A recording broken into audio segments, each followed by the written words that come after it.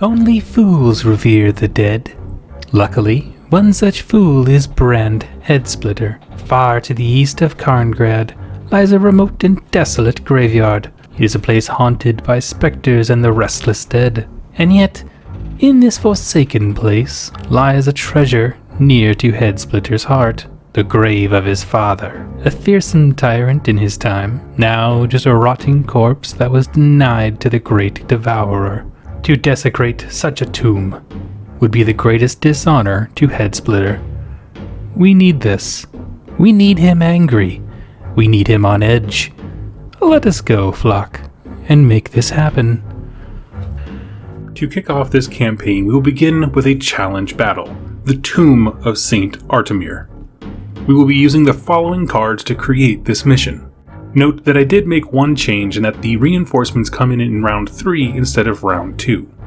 The warbands fighting are the Dusk Talons of the Corvus Cabal. Their dagger includes Shrike Tor and Broodling Shale. The hammer consists of Broodling Kresh, Broodling Crit, and the Spire Stalker Rusa. The shield consists of Lady Corbeau herself, Spire Stalker Eric, Broodling Kala, and Broodling Locke. Opposing them are the Legions of Nagash. Now for this mission I have subbed in zombies in place of skeleton warriors, but they do have the same weapon loadouts in terms of having a spear or a sword or something to make them distinctive, and so I'll go through those proxies here. First up in the dagger are 2 zombies with ancient spears and a zombie with an ancient blade. In the hammer is the Necromancer, leader of the group, a zombie with blade, 2 zombies with spears, and a zombie champion, in place for the skeleton champion. In the shield is a seneschal, marked by carrying the banner, 4 zombies with blades, and 1 zombie with spear. This challenge battle, the Tomb of Saint Artemir, is allowing us to recreate the desecration of Brand Headsplitter's father's grave. The basic premise is that the grave is set up somewhere on the tabletop. If I, as the Challenger Warband, am within 1 inch of the tomb, and there are no enemies within an inch of me, I have a chance to try and open it. This is an action, and what I do is I roll the strength of my character's attacks, add a die, and if that equals 10 or more, the tomb is opened and I win. And I have till turn 4 to be able to achieve this. I also get +1 for every additional team member of mine that's within an inch of the person trying to open the tomb. With that said, let's begin our story. Round 1's hero phase, I roll my ability dice, get 3 1s, 2 5s, and a 6. And I decided to bank my wild die. Initiative is rolled and it goes to the Dusk Talons.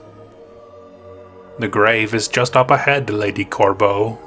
Tread carefully. These dead are not known to remain still for long. This is no place for the living. Leave now, thieves, lest you wish to join the dead. We are here for a reason, Necromancer. You will not deny us. Arise, my servants. Arise and purge the living. Waste no time, my flock. Secure the tomb before the dead surround us. The Dusk Talons move into position around the tomb of Headsplitter's father.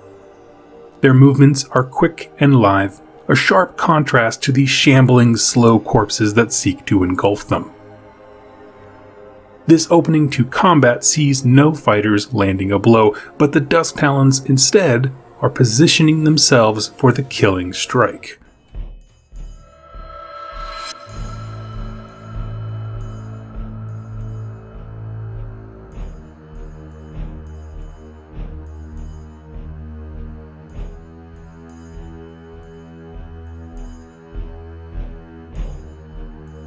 Hero phase of round 2. In this hero phase I rolled 3 2s, a 1, a 3, and a 4. I used my wild die to seize the initiative, and I still have one in the bank. The initiative dice roll, and I get it. I want this over quickly, flock.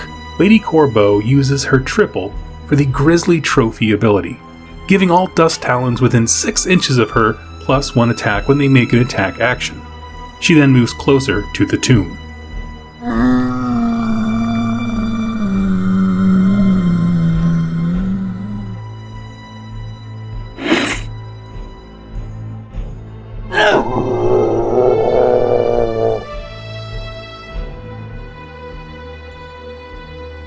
dare you touch me, filth?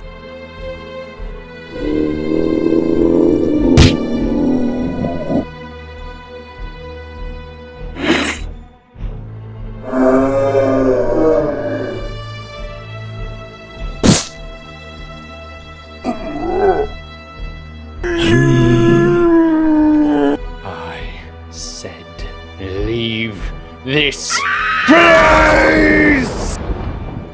The battle is heating, corpses are strewn about the graveyard, and the undead are pressing the attack.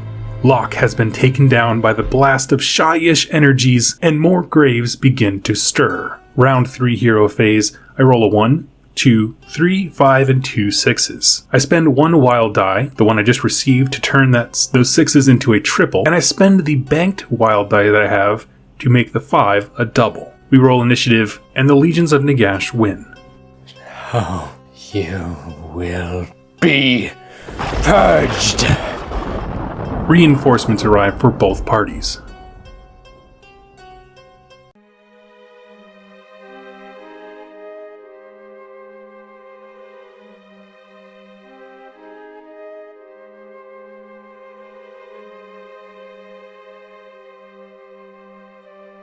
Despite the threats, the zombie stumbles and falls back out of attack range. Shrike Tor, I'll cover you. Open the casket. Uric spends the double to use his ability Swift Climb, meaning he does not count vertical distance when he moves, allowing him to cross over the tomb to aid his fellows. Lady Corbeau uses her Grizzly Trophy ability and moves towards the casket. Spending the triple, there are no more ability dice available. I'll buy you time. It is time for you boys to quit toying and remember why we are here. It sounds as if you're not having much fun, my lady. Tor, if you do not open that tomb, I swear I will wear your eyes as jewelry. As you wish, of course. Shrike Tor spends his first activation attacking the zombie beside him, easily dispatching the corpse. With no enemies within an inch, he spends his second activation to try and open the casket. He rolls a die, adding his strength of his attacks, and an additional 2 for the 2 companions he has within an inch of him to help him open the casket. The roll total with all the modifiers is greater than 10, and so he succeeds. And the day is won. It is done, Lady Corbeau. Fine, take your trophy. You have bested the dead today, but now I'll join them sooner or later. When Headsplitter receives word of this, his anger will be felt in all of Karngrad. Good work, my flock. Now back to the shadows.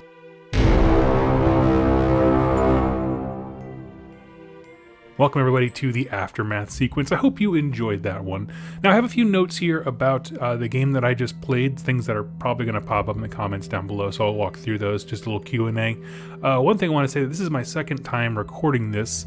The first one, I did the rolls live on camera and that kind of stuff, but then the audio something went wrong with my mic here and I had to recalibrate it, and so the audio is just unusable. So what I'm going to do is basically answer a few questions that you might have, and then I'm going to walk through what I actually rolled. I'm going to keep the rolls I made because I like them, and I think that you'll like them too. You'll see why I like them. So anyway, we're going to go ahead and do that. Starting off, if you are a savvy viewer and a reader of these books, you will know that the mission I just played, the Tomb of St. Artemir or something like that, requires a gamble. Basically, you have to have a dominated territory in order to be able to gamble it to play this mission. And of course, this is the first campaign game, and I don't have that. Now, the reason I went ahead and did this is for really 2 reasons. I knew that I wanted it to fight undead, right? And so that's why I had the zombies, which I filled in for skeletons. I borrowed those from Shu from rerolling ones, and so I wanted to get those back to him. That's really what it was. A practical reason that I wanted to do it earlier rather than later. In addition to that, I do think that cinematically it starts the set of events in motion that I wanted to go through the course of this event for. And so just bear with me for that one. You're going to see those a little bit because I want to try a whole bunch of missions, and I think you're going to enjoy them. So I just wanted to get that out of the way in case anybody acknowledges that. Now, what I will say is it was a lot of fun.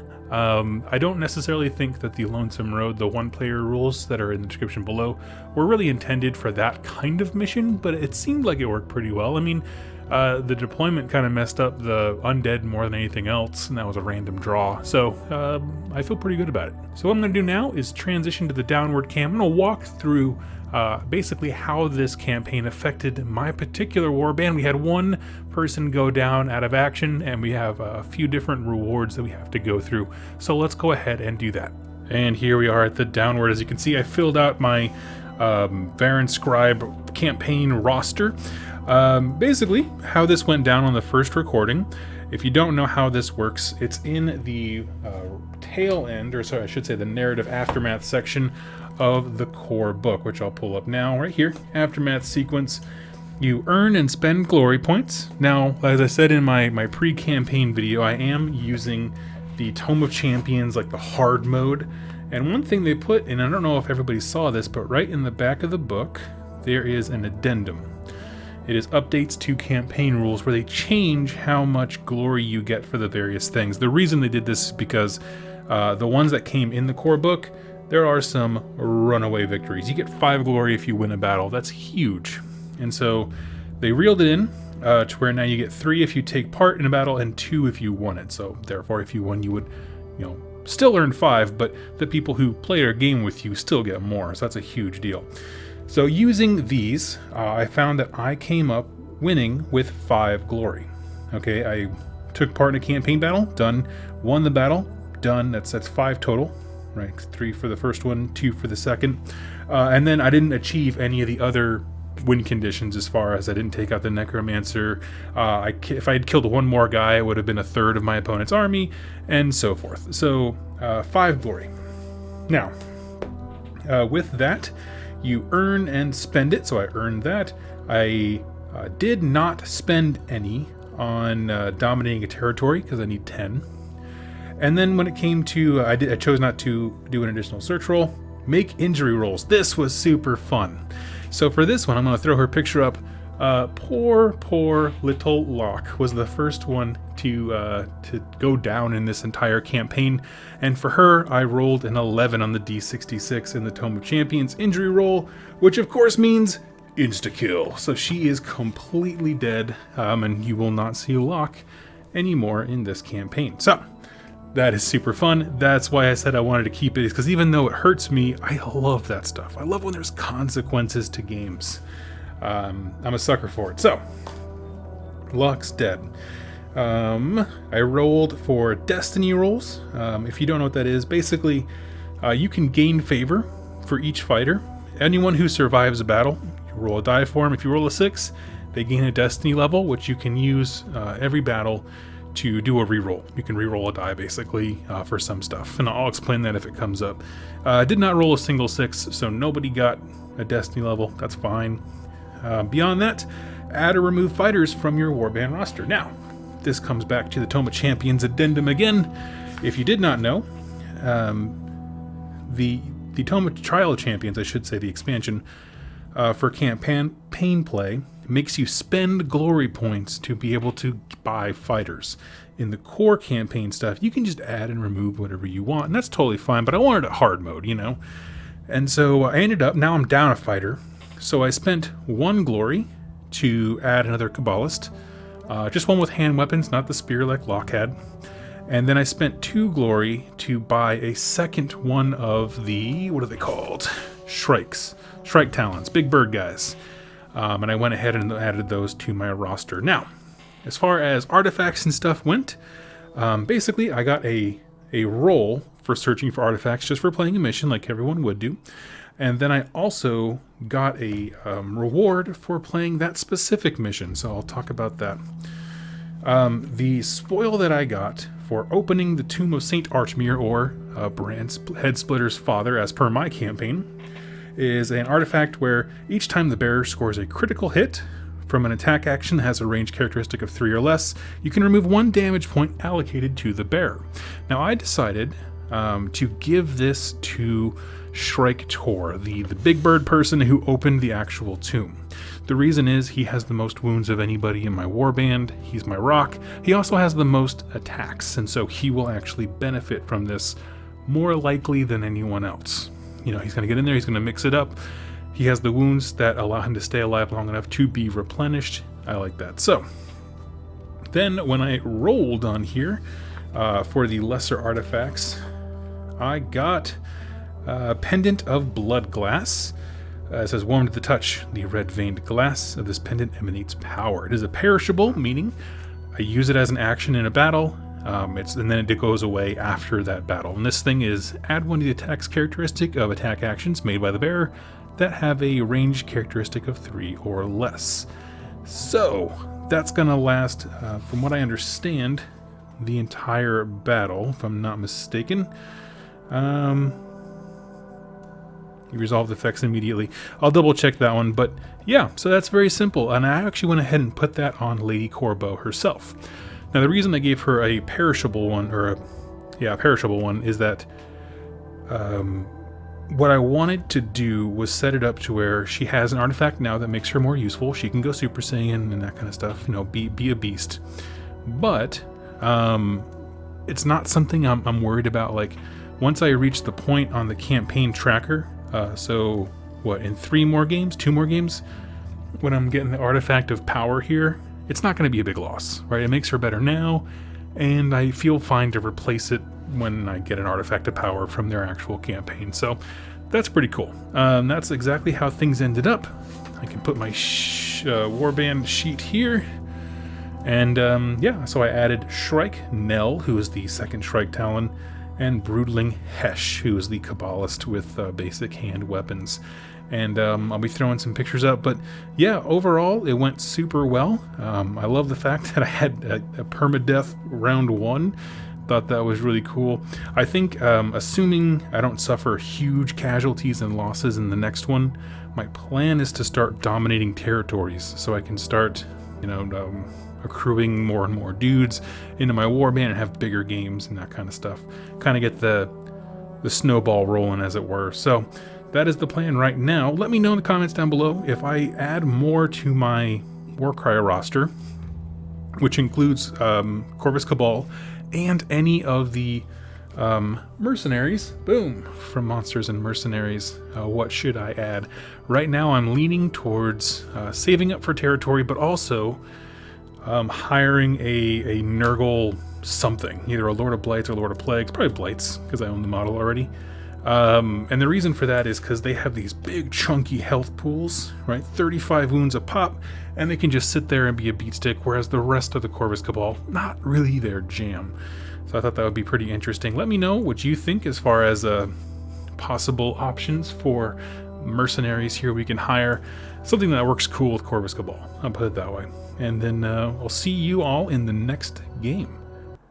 Hey everybody, I hope you enjoyed that video. It was made possible by the folks over here to the left. These are my top supporters over here on YouTube and on Patreon that keep this channel going. If you'd like to learn more about how to become a supporter and get some cool things in the process, like exclusive pictures and interactions with me, and get your questions answered here on the channel, go ahead and click any of the links down below or the join button on the community page over on YouTube.